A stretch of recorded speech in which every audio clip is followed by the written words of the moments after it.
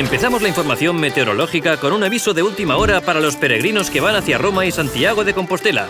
Los pasos de los valles pirenaicos y de los Alpes están cerrados por culpa de 1 metro de nieve polvo.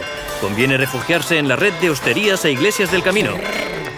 Hacia Jerusalén, en cambio, caminos soleados pero con riesgo de ataques de infieles.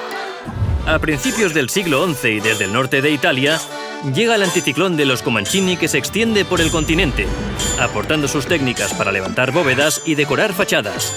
Sus efectos ya se notan en los condados catalanes, desde catedrales a pequeñas iglesias. Lo podemos comprobar en las imágenes enviadas por nuestros espectadores, en la parte inferior de la pantalla.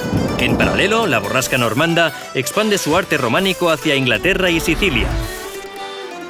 Y alerta para los que vayan de cruzadas durante este siglo XI.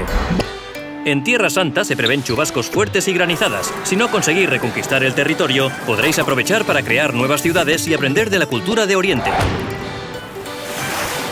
En cuanto al estado del mar, habrá mar rizada y posibilidad de piratas para los comerciantes genoveses que lleven pieles y tejidos del Mar Negro. Vientos favorables y buena visibilidad para las rutas venecianas desde el este del Mediterráneo. La caña de azúcar, la seda, los perfumes y las especias de Asia y del Oriente Medio viajarán sin problemas. En los condados catalanes se prevé la formación del anticiclón Expansión Mediterránea, que en el siglo XIII llegará a Nápoles, Cerdeña, Sicilia y parte de Grecia. Y eso es todo para la Edad Media. Más información en el calendario del Payés.